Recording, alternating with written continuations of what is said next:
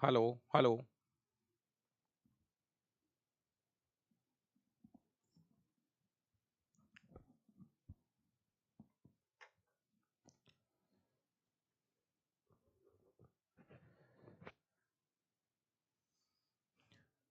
नमस्कार दोस्तों, मैं संजय डाबरा आप सभी विद्यार्थियों का हार्दिक स्वागत करता हूं डाबरा क्लासेज के इस ऑनलाइन प्लेटफॉर्म पर। सभी विद्यार्थियों को नमस्कार, गुड इवनिंग। और एक बार कमेंट करके बताओ भैया, आवाज वगैरह आ रही है? जी, सबको नमस्कार। आदेश कुमार, राजीव कुमार, महेंद्र सिंह जी, सबको नमस्कार।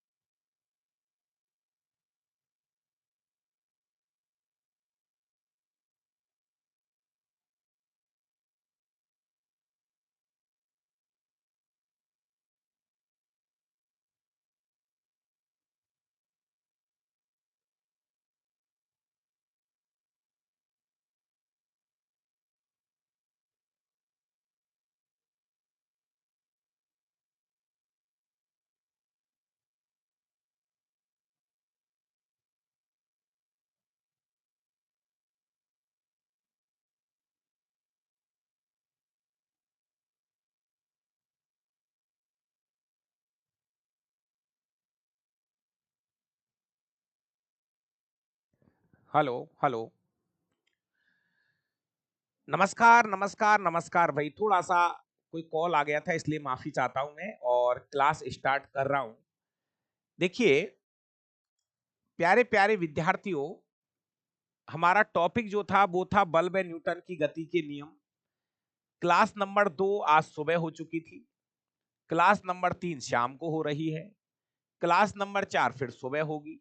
5 जो है वो शाम को होगी। तो थोड़ा सा ध्यान रखा करो, क्लास जो है थोड़ा सा मेरे पास टाइम है, तो क्लास सुबह भी हो रही है और शाम को भी हो रही है। ठीक है, 8 बजे यूट्यूब पर भी क्लास रहेगी, जहां पर मैं आपका जो एनसीईआरटी वाले जो क्वेश्चन थे, एक सीरीज चलाई थी मैंने लाइन टू लाइन एनसीईआरटी के, वहां पर एक एक क्वेश्चंस जो है वहां पे मैं आपको तैयार कराऊंगा। तो चलिए दोस्तों, पिछली क्लास में हमने पढ़ा था न्यूटन की गति का पहला नियम, जिसको हम गैलीलियो का नियम या जड़त्व का नियम भी कहते हैं। आज की क्लास में हमारा जो टॉपिक रहेगा वो न्यूटन की गति का दूसरा और तीसरा नियम रहेगा। बढ़िया टॉपिक है, थोड़ा सा समझना। आपको लगता है कि क्वेश्चंस बनेंगे यहां सर, तो मैं दो चीजों के बारे में फिर बता दूं कि मैंने एक तो आपको अभी थोड़ी देर पहले संवेग के बारे में बताया था। संवेग, तो भैया ध्यान रखना, द्रव्यमान और वेग के गुणनफल को संवेग कहा जाता है। मात्रक की बात करूं तो द्रव्यमान का मात्रक किलोग्राम होता है और वेग का मात्रक होता है मीटर प्रति सेकंड। तो ये ही संवेग का मात्रक है दोस्तों। ये भी बता दिया था कि संवेग जो है एक सदिश राशि है। संवेग जो है कैसी राशि है? एक सदिश राशि है। फिर चाहे तो हम इसको पी से लिखते हैं, संवेग फी बराबर एम बी होता है। संवेग फी बराबर क्या होता है? एम बी होता है।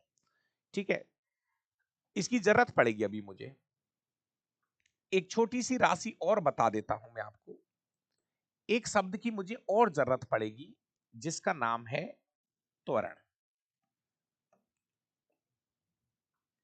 जिसको हम ए से लिखते हैं, एक्सीलेशन। इसकी भी मुझे अभी जरूरत पड़ेगी, इसलिए थोड़ा सा इस शब्द के बारे में मैं और यहां पर लिख देता हूं। त्वरण क्या है? तो वेग में परिवर्तन की दर को, वेग में परिवर्तन, वेग में परिवर्तन की दर को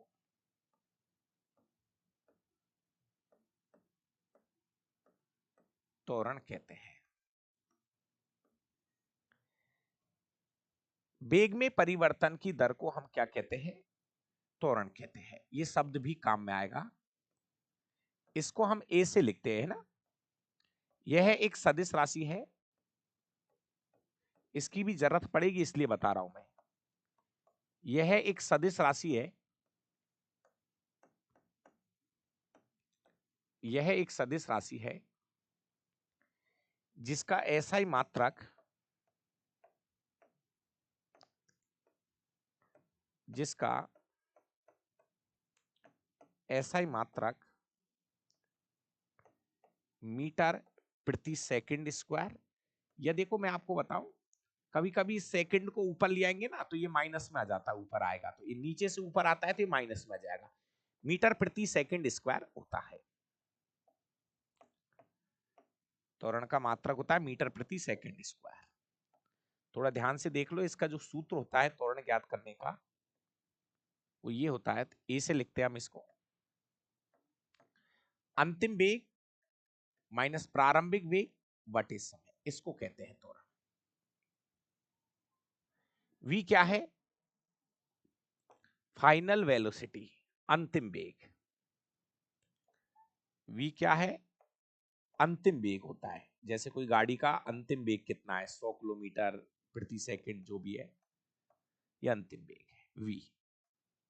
यू जो है ये प्रारंभिक वेग होता है।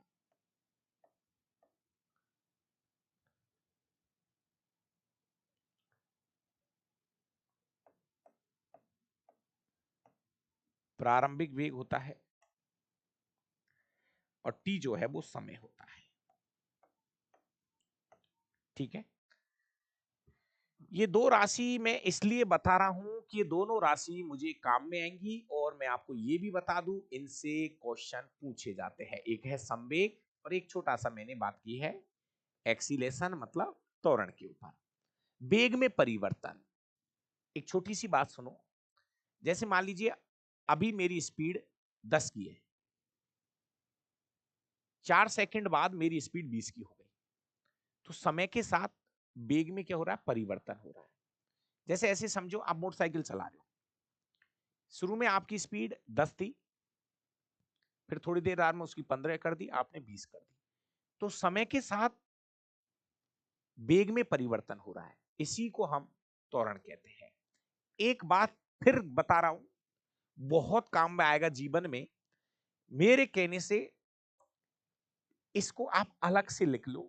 अगर कहीं पे ये शब्द आ जाए, एक समान वेग, एक समान वेग, वेग जो है ना वो एक समान है। अगर कहीं पे ये शब्द आ जाए एक समान वेग, कहीं पे ये शब्द आ जाए तो ऐसे शब्द आते ही समझ लेना वहां पे त्वरण का मान क्या होता है? जीरो होता है। त्वरण जीरो होता है। अगर कोई वस्तु 5 की स्पीड से चल रही है, 5 की स्पीड से चल रही है, 5 की स्पीड से चल रही है, एक समान वेग, एक सेकंड में 5 किलोमीटर, एक सेकंड में 5 किलोमीटर, एक सेकंड में 5 किलोमीटर, है ना? तो अगर वेग एक समान है, वेग में कोई परिवर्तन नहीं हो रहा, समझना वेग में कहां हो रहा है परिवर्तन? एक सेकंड में 5 किलोमीटर, हर सेकंड में 5 किलोमीटर चल रही है कोई चीज, तो वेग में परिवर्तन ही नहीं हो रहा। अगर वेग में परिवर्तन नहीं होगा तो त्वरण का मान जीरो। एक समान वेग, ये शब्द अलग से लिख लेना। बहुत सी बार हम क्वेश्चन करने लग जाते हैं, पता चले उसका उत्तर जीरो। क्वेश्चन बहुत सारी चीजें कर लेते हैं, गुणा भाग, और पता चले उसका उत्तर जीरो। अरे भाई ध्यान से सुनिए, इस शब्द को ध्यान रखना। कोई वस्तु एक समान वेग से चल रही है, 5 की स्पीड से चल रही है, 10 की से चल रही है, एक समान वेग है, वहां पे त्वरण का मान वो बताएगा नहीं। आप समझ जाना कि यहां पे त्वरण का मान क्या है? जीरो है। ठीक है।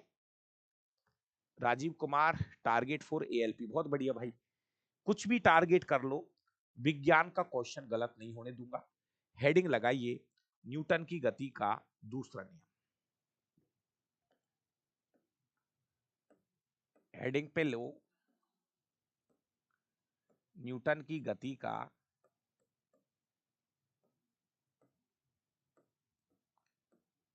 न्यूटन की गति का दूसरा नियम। न्यूटन की गति का दूसरा नियम। लगाओ भाई, एक बार हेडिंग पे लगाओ।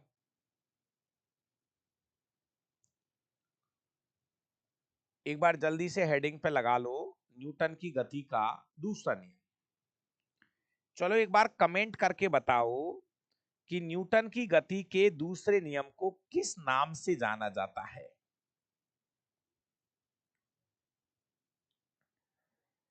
न्यूटन की गति के दूसरे नियम को किस नाम से जाना जाता है, बता दो जल्दी से।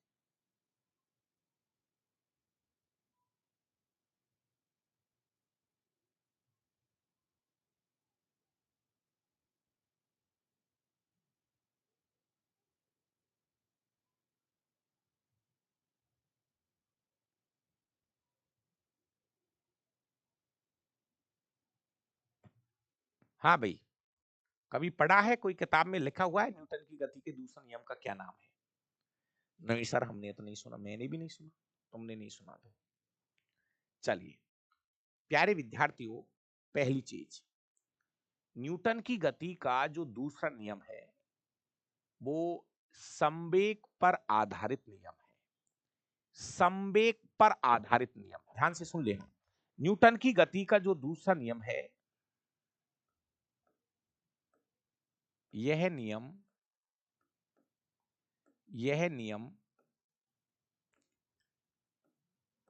संवेग पर आधारित है। संवेग पर आधारित है, कहीं ना कहीं संवेग का जिक्र होगा इसमें। संवेग पर आधारित है।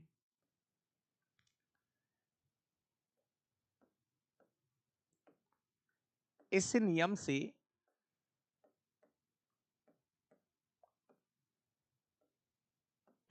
से बल का गणितीय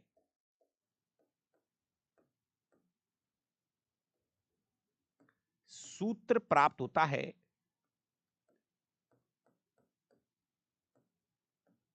गणितीय सूत्र प्राप्त होता है।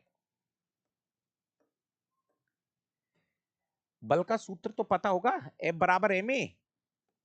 ये सूत्र इसी से पता चलता है, F बराबर ma, ये वाला जो फॉर्मूला है बल का, फॉर्मूला यही तो होता है, F बराबर ma। तो न्यूटन की गति का जो दूसरा नियम है, इससे बल का गणितीय सूत्र प्राप्त होता है, F बराबर ma। अब इस नियम के अनुसार ध्यान से सुनना दोस्तों, इस नियम के अनुसार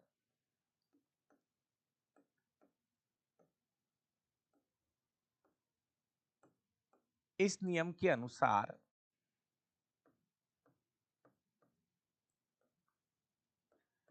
किसी वस्तु पर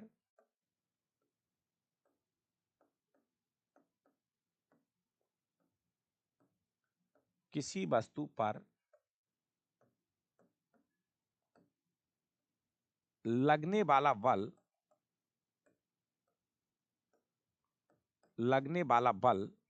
ध्यान से सुनिए, किसी वस्तु पर लगने वाला बल संवेग में परिवर्तन, संवेग में परिवर्तन की दर के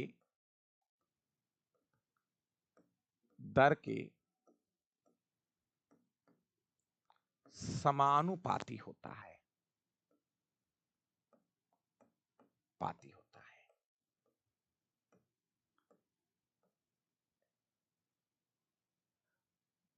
और उसी दिशा में, क्योंकि इसमें दिशा बतानी पड़ेगी, संवेग में दिशा होती है, उसी दिशा में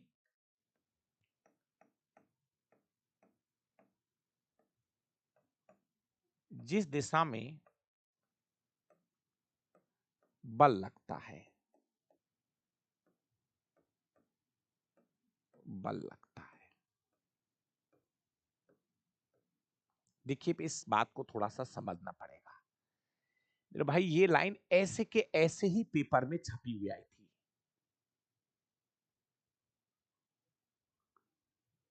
देखिए न्यूटन की गति का दूसरा नियम क्या कहता है?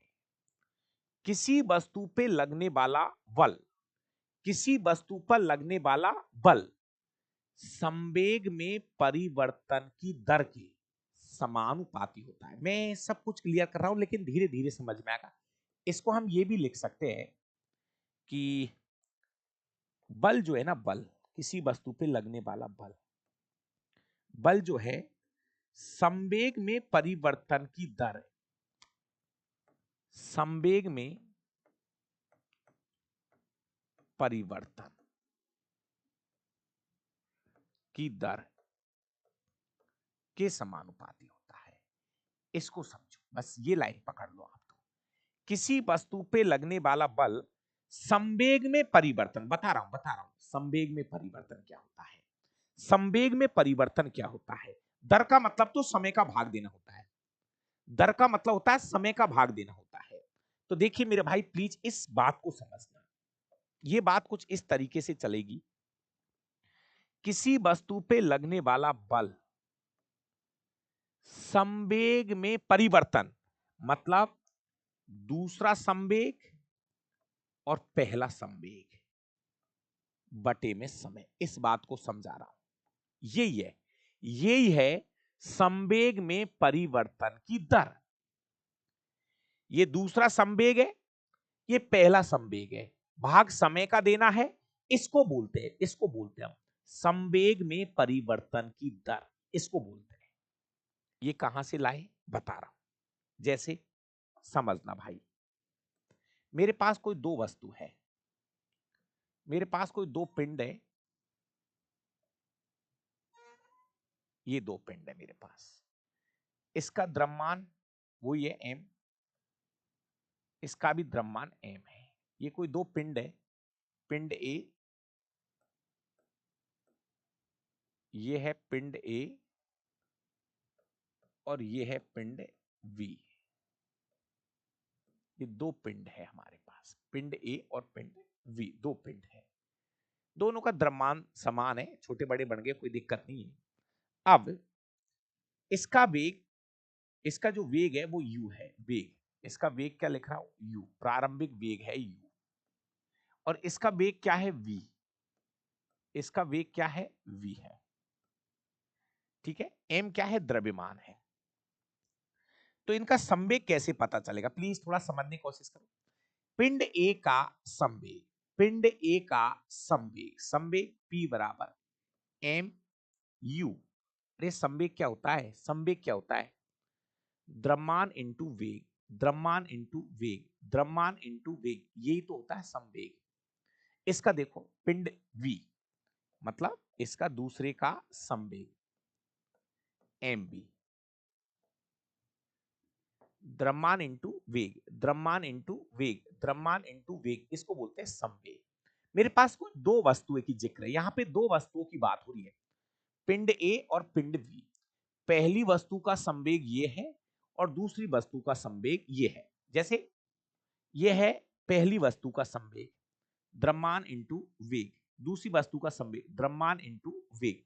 तो ये है, ये पहली वस्तु का संवेग है, ये दूसरी वस्तु का संवेग है। अब संवेग में परिवर्तन किसको बोलते हैं, समझना, बातों को समझते चलो। संवेग में परिवर्तन, संवेग में परिवर्तन किसको बोलते हो? अरे संवेग में परिवर्तन का मतलब है P2 माइनस P1। अरे यही तो है संवेग में परिवर्तन, दूसरे में से पहले को घटाओ। और अब एक बात और लिख रहा हूं, संवेग में परिवर्तन की दर, संवेग में, समझना, संवेग में परिवर्तन की दर, इसको कैसे लिखोगे, इसको कैसे लिखते हैं? इसको लिखते हैं P2 minus P1 upon T। ये है संवेग में परिवर्तन की दर। तो भाई एक बार फिर समझा रहा हूं, इसको तो साइड में लिखना, इसको तो साइड में लिख दो। हमारा फॉर्मूला क्या था फिर समझना। बल जो है ना, बल, बल समानुपाती होता है संवेग में परिवर्तन की दर के। संवेग में परिवर्तन की दर के। ठीक है, यहां तक की बात समझ में आ गई। अब बल बराबर, देखो अभी मात्रक मात्रक को में लिख लेते हैं। F बराबर संवेग में परिवर्तन P2 माइनस P1 बटे में समय का भाग दे लो। आगे बढ़ो। F समानुपाती P2 का मान क्या है MB, MB माइनस MU बटे में T। अरे भाई P2 कहाँ है, ये रहा। P2 बराबर MB और P1 बराबर MU, ये रहे। ठीक है, अब समझना। बल F समानुपाती, M द्रव्यमान को कॉमन ले रहा हूं, M को कॉमन ले रहा हूं, अंतिम वेग माइनस प्रारंभिक वेग बटे में समय। जिस भाई को समझ में आ गया प्लीज, M तो बाहर आ ही गया था और इस पूरे को A लिख देते हैं। ये पूरा ये त्वरण है, अंतिम वेग माइनस प्रारंभिक वेग बटे समय, इसको त्वरण लिख सकता हूं। अरे भाई फिर बता रहा हूं, अंतिम वेग माइनस प्रारंभिक वेग बटे समय को हम क्या लिख सकते हैं, A लिख सकते हैं। यही तो त्वरण है, अभी बताया तो था। ठीक है, अब मैं यहां से समानुपाती का निशान हटा रहा हूं। तो एक राशि आई है के एक नियतांक है, कोई मतलब नहीं है इसका। के क्या है, कोई पूछे के क्या है, तो के एक नियतांक है जिसको एक मान के हम छोड़ सकते हैं। के क्या है, एक नियतांक है, इसका कोई मतलब नहीं है। के एक नियतांक है, के बराबर एक मान लो, के बराबर एक माना और के को यहीं छोड़ दो, तो हमारे पास जो फाइनल फॉर्मूला आएगा एफ बराबर एम ही आएगा। के को यहीं छोड़ दो, के बराबर एक मान के हटा दो, और हमारे पास जो फाइनल फॉर्मूला आएगा वो यही है, एफ बराबर एम ए। एफ बराबर एम ए, यही तो है बल का गणितीय सूत्र। बल का जो सही सूत्र होता है ना, एफ बराबर एम ए, ये सूत्र न्यूटन की गति के दूसरे नियम से प्राप्त होता है। ये वाला जो फॉर्मूला है ना, एफ बराबर एम ए, ये प्राप्त होता है न्यूटन की गति के दूसरे नियम से। मेरा भाई बहुत सारे क्वेश्चन सेट करेगा इससे। न्यूटन की गति के दूसरे नियम से कैसे कैसे क्वेश्चन सेट करेगा वो भी मैं आपको अभी एक एक करके बता देता हूं। जी हां, आज हम YouTube पर क्लास लेंगे और वहां पे हम एनसीईआरटी को पकड़ेंगे वापस से टॉपिक वाइज। जिन भाइयों ने साइंस पढ़ लिया है, बायो पढ़ लिया है, क्योंकि रिकॉर्डेड क्लास तो मैंने आपको डाल ही रखी है, तो जिन भी विद्यार्थियों ने बायो पढ़ लिया है वो आराम से मैं वहां पे रिवीजन करा रहा हूं। पूरा एनसीईआरटी जो है वो मैं वहां पे आपको कराऊंगा, तो आप आराम से कर सकते हो।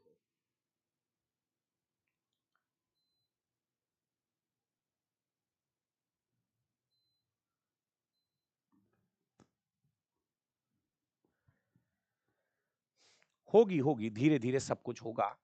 और ग्रुप डी वाले भाइयों, लोको पायलट टेक्नीशियन वाले भाई तैयार है ना, बस एक ही बात 2-3 महीने बोलता रहूंगा कि तैयार है ना, क्योंकि ये रेलवे है इसका नाम। बस एक ही बात है जिसको मैं आपको बार बार कहता रहूंगा, वो यही है कि तैयार रहना। ठीक है ना।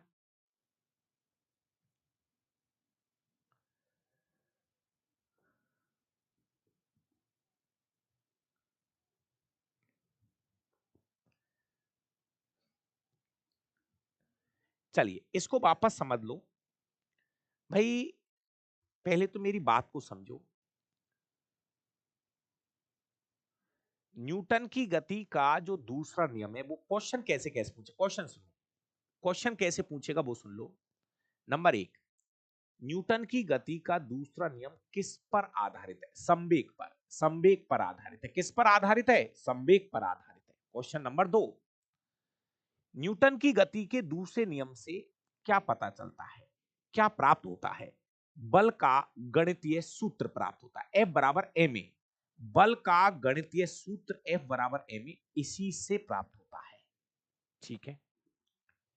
तीसरा पॉइंट, तीसरी बात यह है कि नियम क्या है उसको समझिए।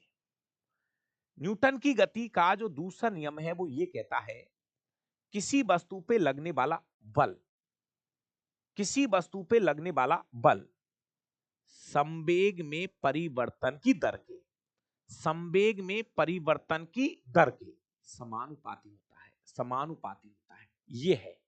ये है किसी वस्तु पे लगने वाला बल, इसको बोलते हैं संवेग में परिवर्तन की दर। P2 मतलब दूसरा संवेग में से पहला संवेग घटा दो, समय का भाग दे दो, इसको बोलते हैं संवेग में परिवर्तन की दर के समानुपाती होता है। आई ये लाइन, आई है ये लाइन, आगे देख लो मैंने ये पूरा बना दिया। तो देखो ये दूसरा संवेग है, ये पहला संवेग है, समय का भाग दे दिया। m को कॉमन ले लो, m यहां पर भी कॉमन है, दोनों में कॉमन है, द्रव्यमान को बाहर ले लो और v minus you upon T अंदर बच जाएगा। अब इसकी जगह पर हम a लिख सकते हैं, त्वरण ए। अरे अंतिम वेग माइनस प्रारंभिक वेग बटे समय, इसकी जगह a लिख सकते हैं भाई, ठीक है। तो ये आ गया f समानुपाती ma। अब यहाँ पे समानुपाती का निशान हटाया तो एक नियतांक आ गया k का कोई मतलब नहीं है, यही छोड़ो, खत्म करो कहानी, k बराबर 1 मान के छोड़ दिया और हमको मिल गया F बराबर ma। बल का गणितीय सूत्र हमें प्राप्त हो चुका है न्यूटन की गति के दूसरे नियम से। अब एक चीज मैं आपको क्लियर कर दूं, क्वेश्चन कहां कहां से करा सकता है।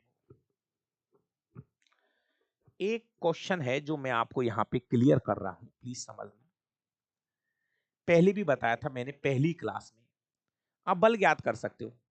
अगर क्वेश्चन में द्रव्यमान दे दूं और त्वरण दे दूं, तो यहां से आप क्या ज्ञात कर सकते हो, बल ज्ञात कर सकते हो। एक तो आपको क्या ज्ञात करना है, यहां से बल, ठीक है।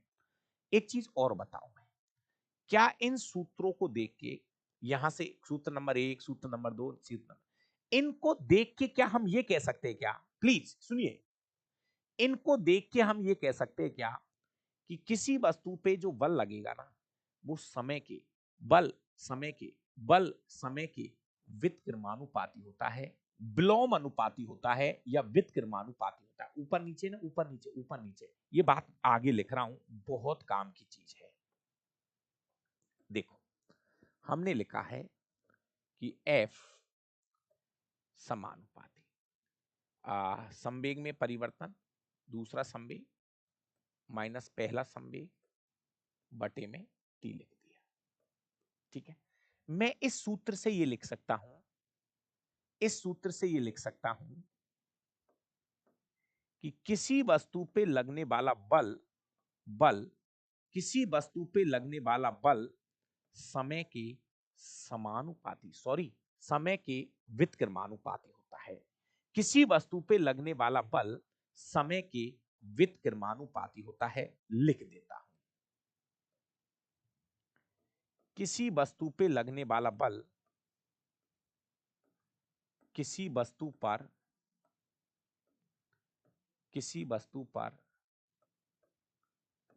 लगने वाला बल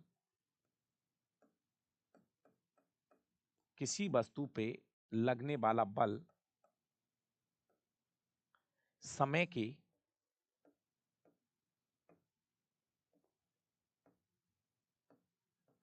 के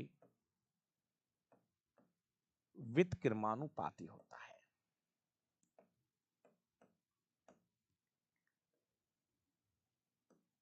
समय के व्युत्क्रमानुपाती होता है।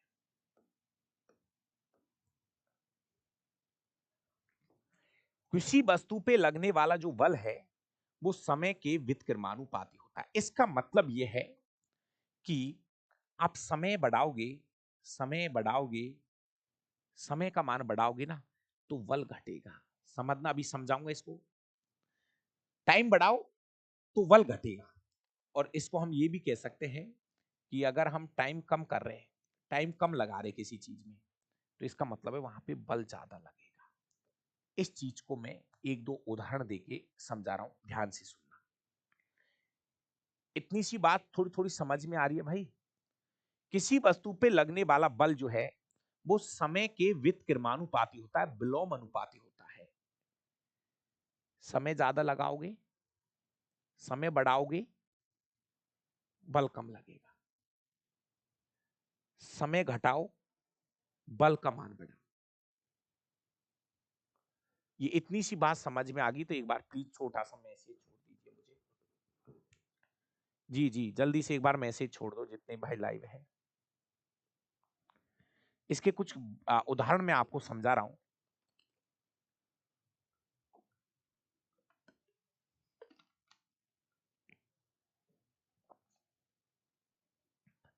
हाँ भाई धुरंधरो, आशीष पाकड़ जी, नरेंद्र, चलो बहुत बढ़िया, सबको बहुत बढ़िया सबको।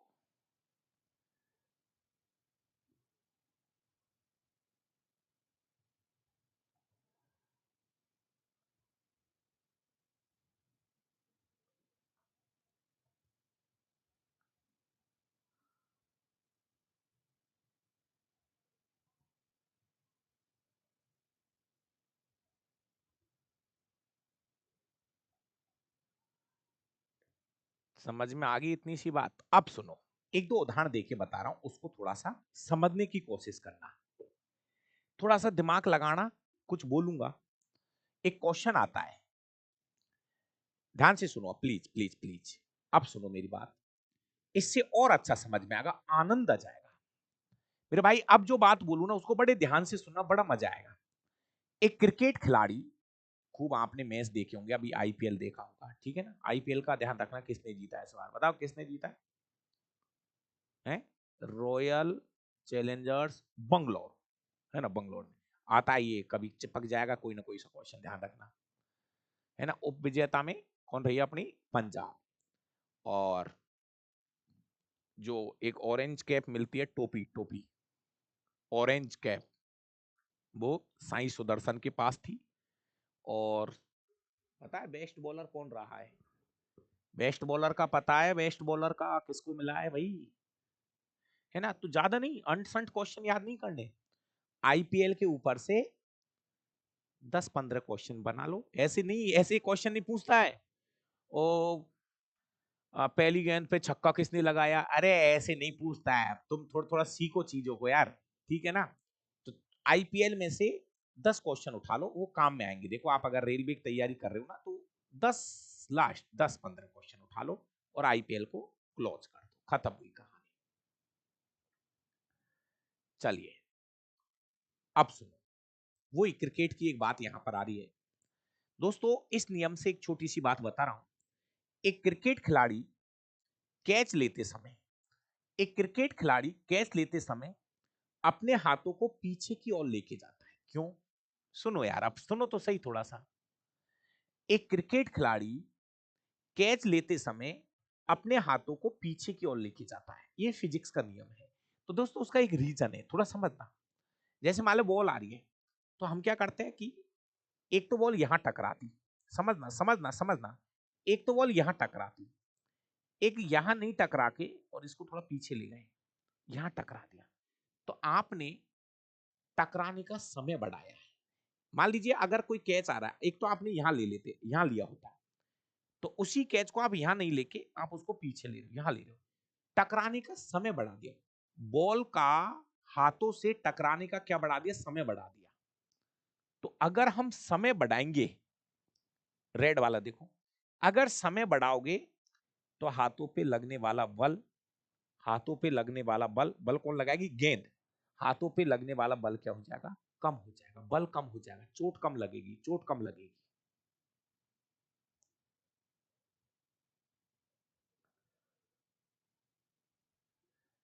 ध्यान रखना, एक क्रिकेट खिलाड़ी जब कैच लेता है तो अपने हाथों को पीछे की ओर लेके जाता है, क्यों?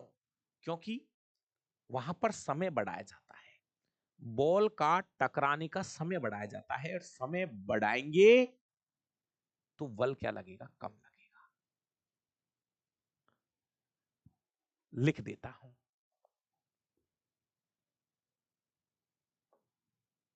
पूरी बात लिख देता हूं, टेंशन मत करो। उदाहरण एक, उससे समझ लो।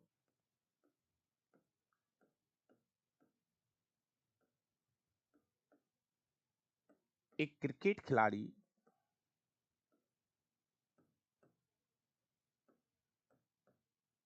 एक क्रिकेट खिलाड़ी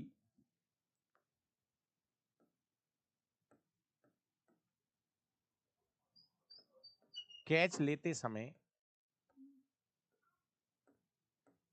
एक क्रिकेट खिलाड़ी कैच लेते समय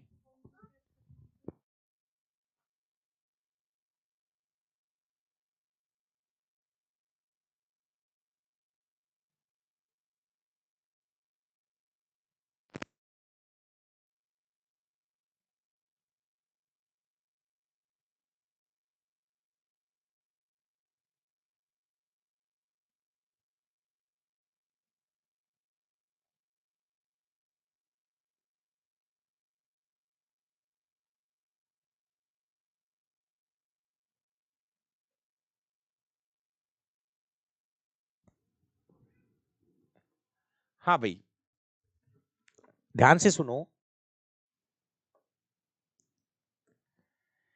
एक क्रिकेट खिलाड़ी कैच लेते समय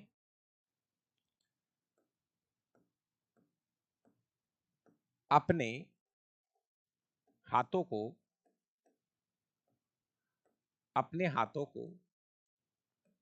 पीछे की ओर अपने हाथों को पीछे की ओर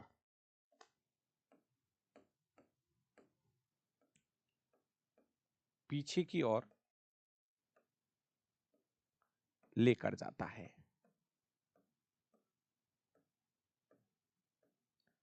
ताकि समय बढ़ जाए। समय बढ़ जाए और हाथों पर लगने वाला बल बल कौन लगाएगी? गेंद। हाथों पर लगने वाला बल हाथों पर लगने वाला बल कम हो जाए। इसका क्या मतलब हुआ? चोट कम लगेगी। अरे बल कम लगेगा मतलब चोट कम लगेगी। चोट कम लगेगी।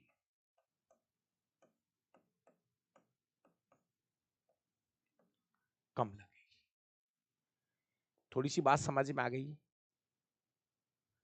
दोस्तों? पहले जानते होंगे, बहुत अच्छी बात है। इसको मैं अच्छे से लिख दूं, बार बार लिख रहा हूं। हमको पता है बल जो है कोई नहीं बताएगा, बल समय के व्युत्क्रमानुपाती होता है। तो जब हम कैच लेते हैं ना, तो समय बढ़ा देते हैं टकराने का, गेंद का टकराने का समय बढ़ाते हैं, और समय बढ़ाते हैं तो लगने वाला बल क्या हो जाता है? कम लग जाता है। चोट कम लगती है हाथों पे। इसलिए एक क्रिकेट खिलाड़ी कैच लेते समय अपने हाथों को पीछे की ओर लेकर जाता है। ठीक है, एक उदाहरण और समझा रहा हूं। उदाहरण नंबर 2। मेरा भाई, एक ही चीज कह रहा हूं, ये डाबरा सर थोड़ा समय जरूर लगा लेगा, लेकिन मैं बोल रहा हूं कि शायद कोई ऐसी चीज होगी जो आपको नहीं समझ में आएगी। मैं पढ़ा रहा हूं, एक बार और पढ़ लो। और शाम को यूट्यूब पे कुछ क्वेश्चन करा रहा हूं। विज्ञान को ऐसा बना लो कि ऐसे समझ के बैठ जाओ कि मेरा विज्ञान में कोई क्वेश्चन गलत ही नहीं होगा, तब आएगा मजा। अरे मेरे भाई, कट ऑफ बहुत कम जाती है यारो, लेकिन बच्चे पढ़ते ही नहीं है, उनकी विज्ञान सही नहीं होती है। नहीं तो कट ऑफ नहीं ज्यादा जाती है यार। आप सबके पूरे रिजल्ट उठा के देख लो, नहीं जाती है कट ऑफ ज्यादा यार। विज्ञान को मजबूत कर लो, मैथ रीजनिंग आप पढ़ ही रहे हैं। ठीक है, दूसरा एक उदाहरण और है, इसको भी आप 2-3 उदाहरण बोल दू, उनको आप सुन लिया करो थोड़ा थोड़ा। जैसे कभी हम कोई बर्फ की सिल्ली है, देसी भाषा में बात कर रहा हूं, सुनिए। जैसे मान ले कोई बर्फ का स्लैब है, या ईंट ले लो, ईंट। ईंट तो बहुत सारे लोग तोड़ते हैं, ईंट। सुनो सुनो सुनो, कोई ईंट रख लिया आपने, और ईंट को हम तोड़ेंगे। तो दो तरीके हैं, बहुत सारे लोग तोड़ देते हैं ईंट को, बहुत सारे लोग ईंट को तोड़ देते हैं। तो देख, उसके दो तरीके मेरे भाई। एक तो तू धीरे से, धीरे धीरे, तेरा हाथ धीरे जा रहा है, इसका मतलब आप समय ज्यादा लगा रहे हो। समय ज्यादा लगा रहे हो, समय ज्यादा लगाओगे ना कहीं, तो बल कम लगेगा, बल कम लगेगा, नहीं टूटेगी वो। और दूसरा तरीका, आप उस हाथ को क्या करते हैं ये लोग, क्या करते हैं, फिजिक्स लगाते हैं उसमें, ईंट तोड़ने में, उसको झटके से तोड़ते हैं, झटके से तोड़ते हैं, झटके से तोड़ते हैं, झटके से तोड़ते हैं ना, तो इसका मतलब है बल ज्यादा लगता है। समय कम हो गया, समय कम लगेगा। झटके से तोड़ने का मतलब है समय घटा दिया आपने, समय कम लगेगा, समय कम लगेगा तो बल ज्यादा लगेगा, बल ज्यादा लगेगा। लिख देता हूं,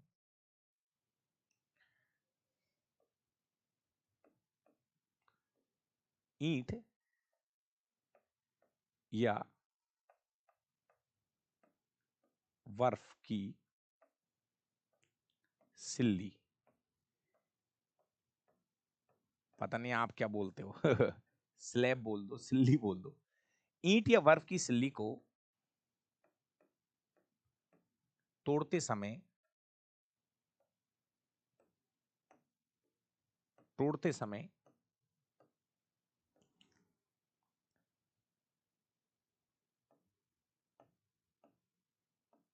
झटके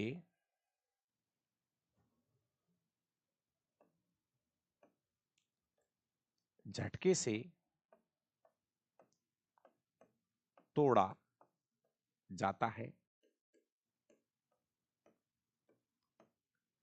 जिससे जिससे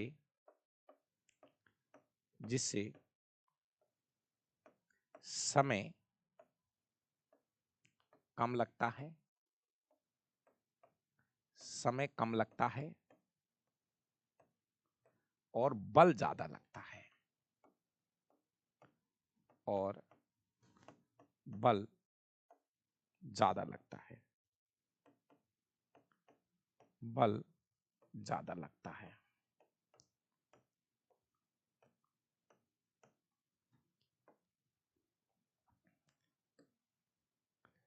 एक बार और लिख दूं, किसी वस्तु पे लगने वाला बल समय के व्युत्क्रमानुपाती होता है।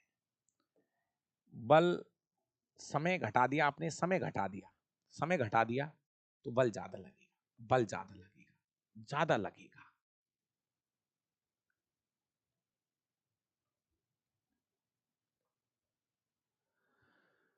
ये कंसेप्ट समझ में आया क्या?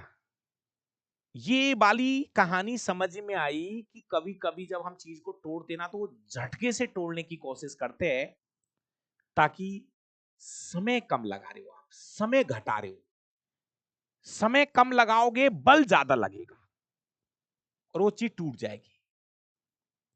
प्लीज इस बात को समझाना, ये बात समझ में आई क्या?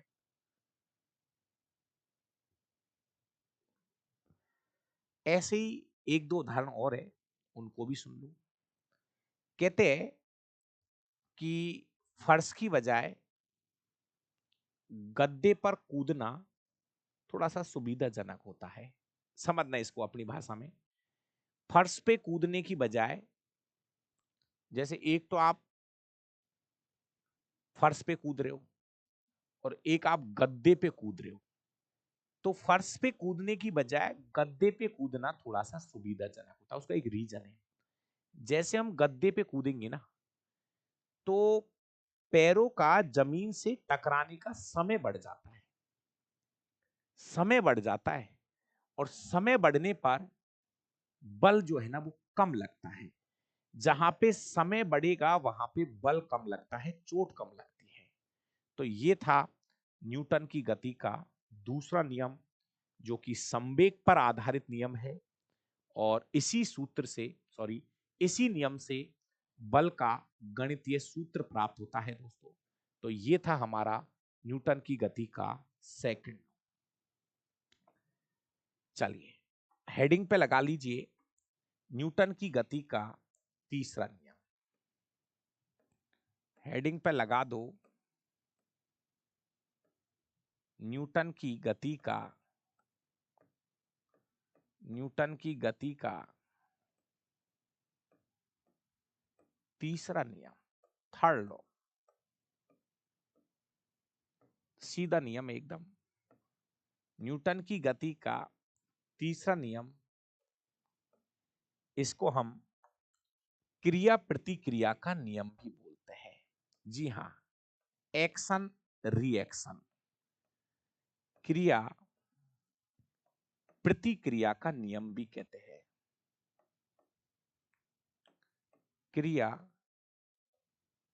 प्रतिक्रिया का नियम भी हम इसे कहते हैं। क्रिया प्रतिक्रिया का नियम कहते हैं।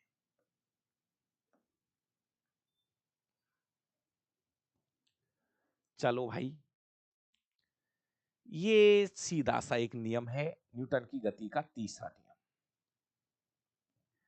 प्यारे प्यारे विद्यार्थियों, न्यूटन की गति का तीसरा नियम ये कहता है कि हर क्रिया के विपरीत में एक प्रतिक्रिया होती है। जी हां, बहुत साधारण सा नियम है। न्यूटन की गति के तीसरे नियम से हमें यह पता चलता है कि हर क्रिया के विपरीत में एक प्रतिक्रिया होती है। इसका क्या मतलब हुआ?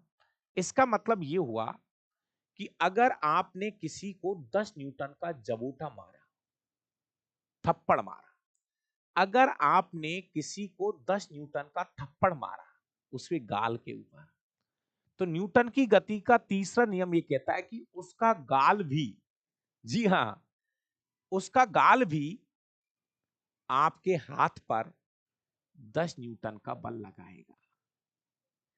कभी कभी देखा होगा मेरा भाई, जब हम किसी को घूंसे मारते ना, हमारी भी चोट लगती है, हमारी भी दर्द होता है। हाँ, कभी आपने, बिल्कुल एक नेचुरल सी कहानी है, आपने किसी को जबूटा मारोगे ना, अपने हाथ में भी दर्द होता है। और हाँ, इतना ही जितना उसको लग रहा है उतना ही आपको लग रहा है। कोई आपसे अगर ये कहे ना, जैसे मान लो आपने किसी को थप्पड़ मारा 15 न्यूटन का, और वो आपको बोलेगा भाई मेरे को बहुत लगी है, बहुत लगी है, बहुत तेज थप्पड़ मारा।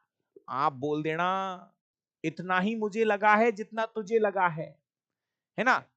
मतलब नियम के अनुसार, न्यूटन की गति का तीसरा नियम ये कहता है, अगर आपने किसी को 15 न्यूटन का थप्पड़ मार दिया तो उसके शरीर ने भी आपको उतना ही न्यूटन का रिटर्न में वो मार दिया, जोर लगा दिया।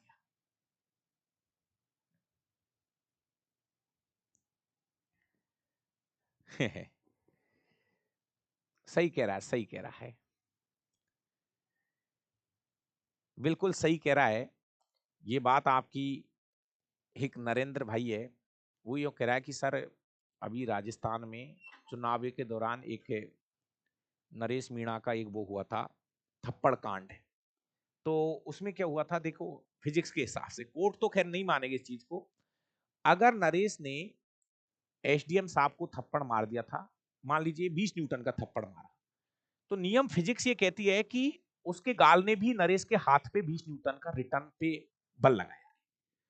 तो फिजिक्स के हिसाब से तो वो बल क्या हो गया, बराबर हो गया, है ना? हम भी, जैसे मेरे मैडम की कभी लड़ाई हो जाती है तो वो मैडम नहीं समझती है, अगर मैंने मैडम को 10 न्यूटन का मार दिया है तो मैडम ने उल्टा मेरे पर मार दिया। न्यूटन की गति का तीसरा नियम कहते हैं। लेकिन बहुत सी मैडम ऐसे होती है, जब तक वो नहीं मारेगी इतने ही न्यूटन का, तब तक सबर नहीं आएगी। तो ये क्रिया प्रतिक्रिया, इसको समझिए थोड़ा सा।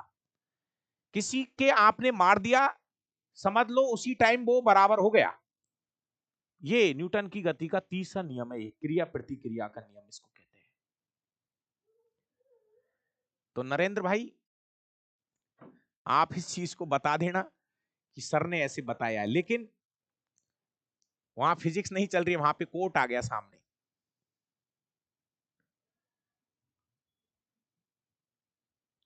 बता रहा हूं, बहुत सी बार कभी जैसे मान लो कोई लड़ाई हो जाती है, युद्ध नहीं हो जाता है कि यार, खूब युद्ध होते हैं आजकल मैडमों के हैं, हो जाते हैं युद्ध। मान लिया आपने 5 न्यूटन का मार दिया मैडम के था, तो पता है कि उसने बराबर हो गया उसी टाइम पे, लेकिन नहीं, मैडम भी मारेगी 5 न्यूटन का, फिर मैडम अपने 5 न्यूटन का मारेगी ना, तो हमारा शरीर भी उसको 5 न्यूटन को उल्टा ही मार देता है। कहानी बराबर है। तो यही है क्रिया प्रतिक्रिया का नियम। चलो लिख देता हूं भाई।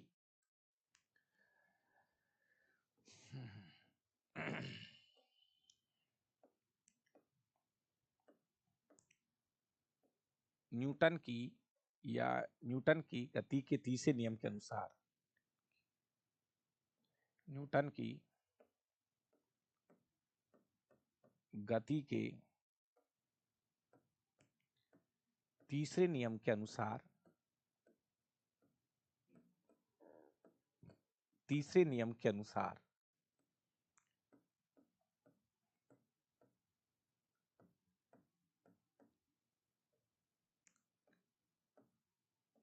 हर क्रिया के, हर क्रिया के विपरीत में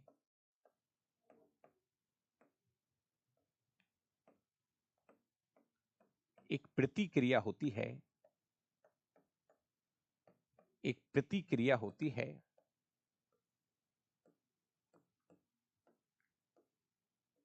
प्रतिक्रिया होती है। इसे ही क्रिया प्रतिक्रिया का नियम कहते हैं। क्रिया प्रतिक्रिया का नियम कहते हैं। क्रिया प्रतिक्रिया का नियम कहते हैं। दोस्तों, मैं इसको और अब फिजिक्स की भाषा में लिख देता हूं।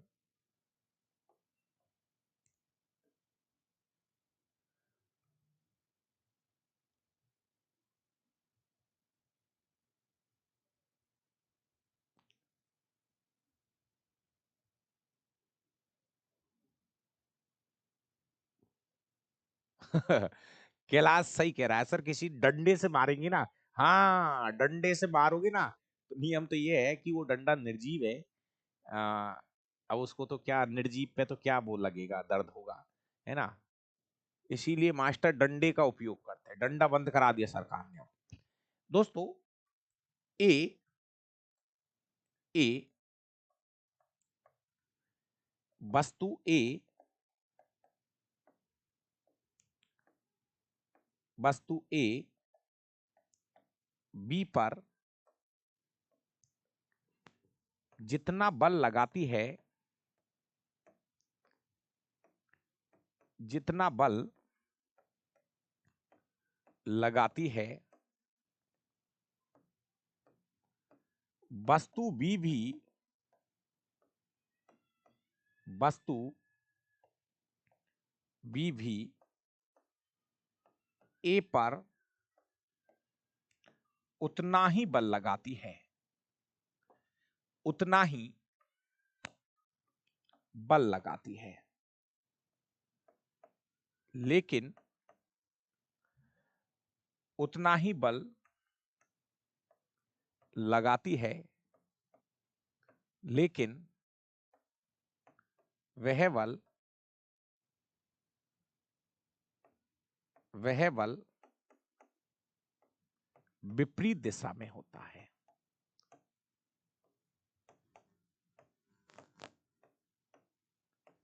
विपरीत दिशा में होता है। इसको हम ऐसे दर्शा सकते हैं, मेरे भाई इधर देख ले जल्दी से। ए बी पर बल लगाती है, ठीक है, लेकिन वी ए पर उतना ही बल लगाती है, लेकिन ये माइनस का निशान क्या आ गया बीच में, इसको ऐसे समझ लो कि ए बी पर बल लगा रहा है, तो वी ए पर भी बल लगाएगी, और माइनस का मतलब है, माइनस का मतलब, ये माइनस क्या दिखा रहा है यहां पर, ये माइनस जो है ना, ये माइनस जो है विपरीत दिशा को दिखाता है, विपरीत दिशा को दिखा रहा है, अपोजिट साइड में, है ना। इसका मतलब ये है, आपने किसी को 10 न्यूटन का बल लगाया, तो इधर से भी 10 न्यूटन का ही बल लगेगा, तो ये बल परिणाम में समान होगा, लेकिन दिशा में विपरीत होगा। ध्यान रखना, ये जो बल है बराबर है, परिणाम में तो बराबर है, 10 न्यूटन आपने लगाया, 10 न्यूटन इधर से भी लगेगा, लेकिन ये बल की जो डायरेक्शन होगी वो विपरीत दिशा में होगी। यही है न्यूटन की गति का तीसरा नियम, बोले तो क्रिया प्रतिक्रिया का नियम मेरे भाई। इसके मैं 2-3 उदाहरण आपको बता रहा हूं। ए बी पर बल लगाएगा, यहां लिखा है मैंने, तो V A पर बल लगा रहा है। लेकिन माइनस का मतलब है, माइनस क्यों लगाया यहां पर? माइनस यहां पे ये दिखा रहा है कि ये बल विपरीत दिशा में लगा है। उदाहरण दीजिए, उदाहरण भैया 2-3 उदाहरण लिख रहा हूं, प्लीज समझना, प्लीज। देखिए, तैरते समय, तैरते समय, तैरते समय जितने बल,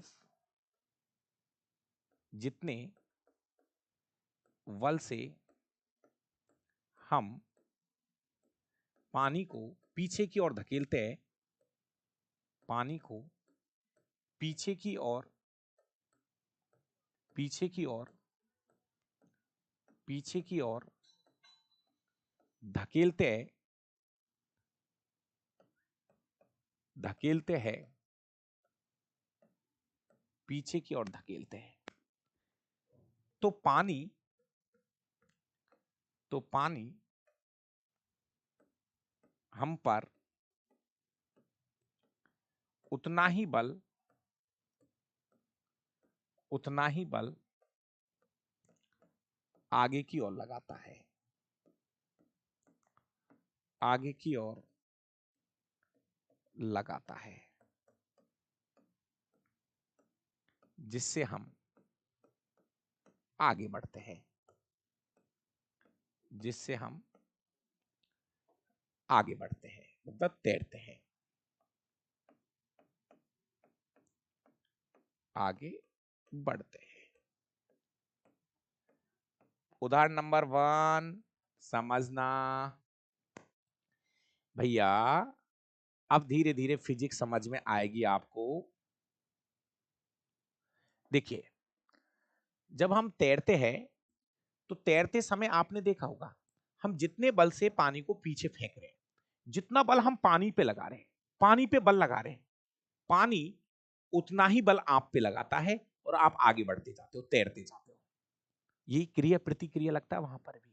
सेम एक और लिख रहा हूं मेरा भाई, अपने जो जो लोग नाव चलाते हैं आजकल, तो बहुत सारी लाइट की ये आ गई लाइट, जो लोग, ध्यान से सुनो प्लीज, जो लोग नाव चलाते हैं तो नाव के जो डंडे होते हैं ना, डंडे, तो उन डंडों से पानी को पीछे की तरफ फेंका जाता है, पीछे पीछे फेंका जाता है। तो डंडों से हम पानी को पीछे फेंकते हैं, तो पानी जो है नाव पे आगे की ओर बल लगाती है, पानी नाव पे आगे की ओर बल लगाती है। ये भी थर्ड लॉ है। आनंद करो, सीखते चलो। और थोड़ा बहुत यार आपसे निवेदन है ना, थोड़ा सा यार कोई भी अपना कोई मित्र वगैरह हो तो उसको जरूर बताना, यदि आपको विज्ञान समझ में आ रही हो।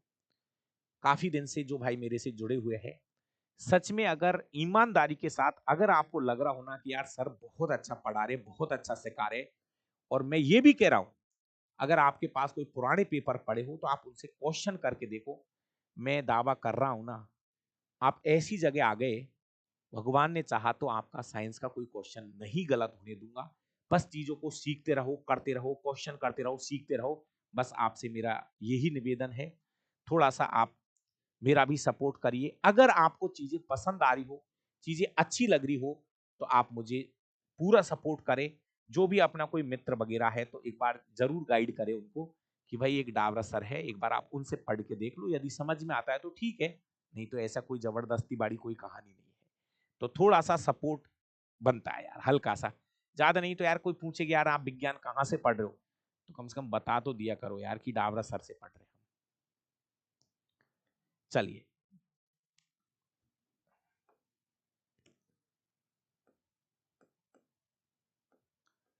नाव चलाते समय डंडों से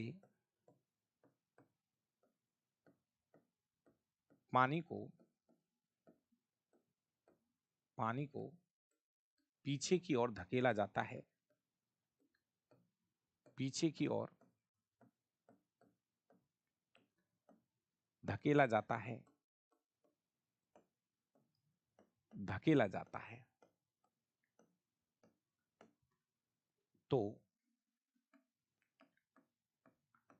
पानी उतना ही बल, पानी उतना ही बल नाप पर आगे की ओर लगाता है, आगे की ओर लगाता है,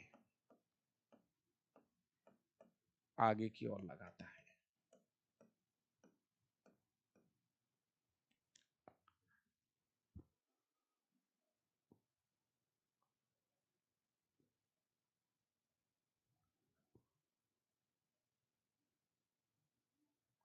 भैया एनटीपीसी में साइंस थोड़ी कम आती है, देखो इसमें कोई बहुत बड़ाई करने की जरूरत नहीं है। एनटीपीसी में साइंस का रोल कम रहता है, वो कभी कभी 8 क्वेश्चन आ जाते हैं, कभी 10 आ जाते हैं, कभी 4 आ जाते हैं, कभी 6 आ जाते हैं, कोई फिक्स रोल नहीं है। लेकिन लोको पायलट में 20 क्वेश्चन, टेक्नीशियन में 40 क्वेश्चन साइंस के 100 में से, और ग्रुप डी में साइंस के 25 क्वेश्चन, जेई में साइंस के 30 क्वेश्चन, और भी राजस्थान की बहुत सारी एग्जामें होती है जिनमें साइंस के क्वेश्चन फिक्स है।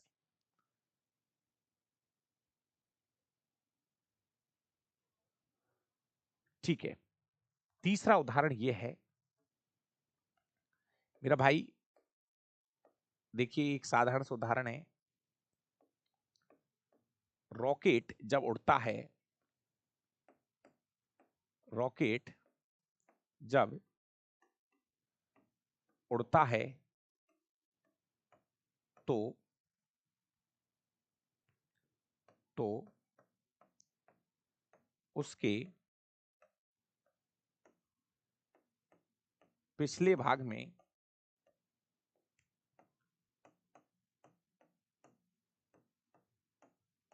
गैसों का दहन होता है और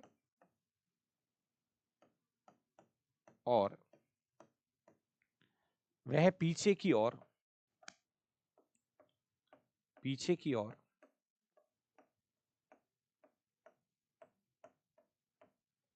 बल लगाता है, तो जमीन भी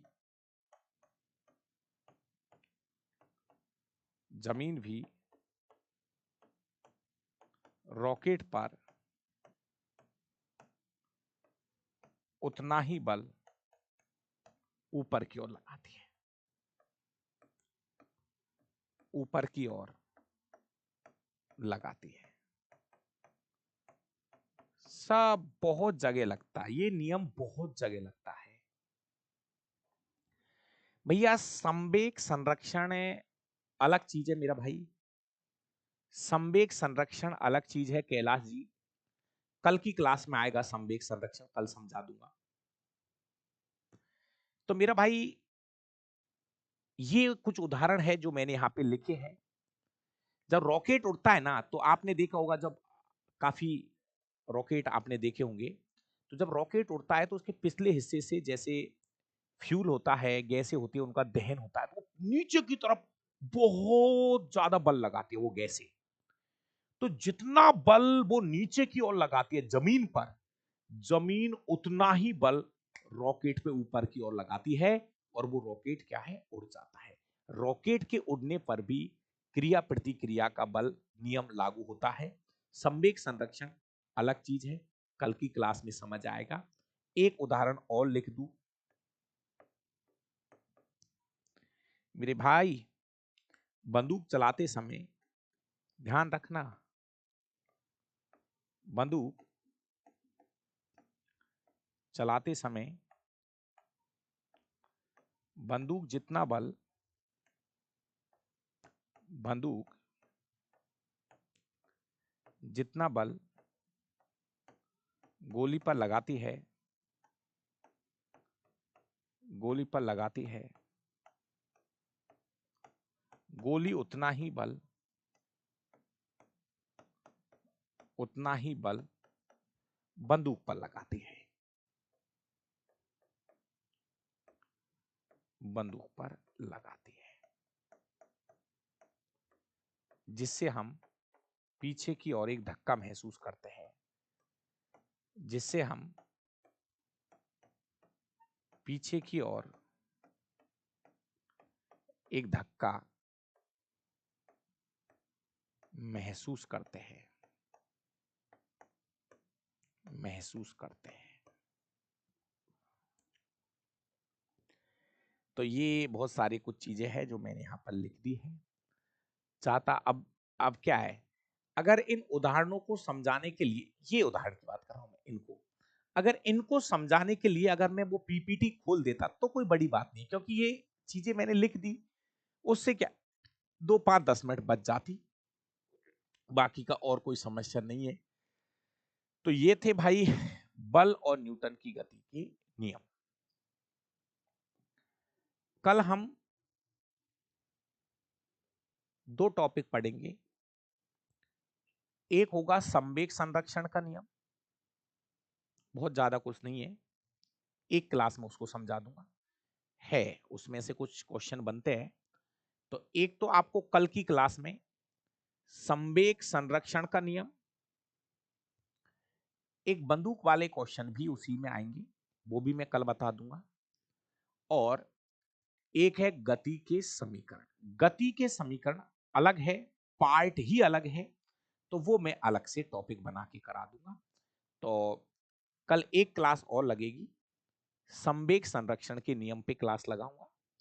उसके बाद में मैं गति के समीकरण के, पहले गति के समीकरण बता दूंगा और उसके क्वेश्चंस जो है वो करा दूंगा। तो गति के समीकरण अलग से करवा दूंगा। तो बहुत बहुत धन्यवाद। बाकी का मिलते हैं 8 बजे डाबरा क्लास यूट्यूब चैनल पर, जहां पर हम एनसीईआरटी के क्वेश्चंस करेंगे। थोड़ी सी मेहनत करते रहो, क्योंकि लोग क्या कर रहे हैं करने दो। अगर आप ये सोचोगे कि लोग घूम रहे हैं, लोग फिल्म देख रहे हैं, लोग दुकानों पे बैठे हैं, तो वो सब अपना अपना सबका क्राइटेरिया, उनको अपना अपना काम करने दो। लेकिन जिसको पढ़ना है भैया वो तो लगे रहो, सीधी सी कहानी है। इस साइंस से 12वीं का एग्जाम पास हो जाएगा, कतई नहीं होगा, 12वीं का अलग है भाई, है ना। ये एनसीईआरटी क्लास 9th और 10th का मैटर है, 11th का इससे नहीं, 11th की अलग कहानी है। चलिए बाकी का यूट्यूब पर मिलते हैं। क्लास सुबह भी हो रही है, कल सुबह 11 बजे भी क्लास हो रही है, शाम को 6 बजे क्लास हो रही है। तो आप प्लीज रेगुलर रहिए क्लासों के साथ। बाकी का 8 बजे यूट्यूब पर क्लास लेता हूं। थैंक यू, धन्यवाद।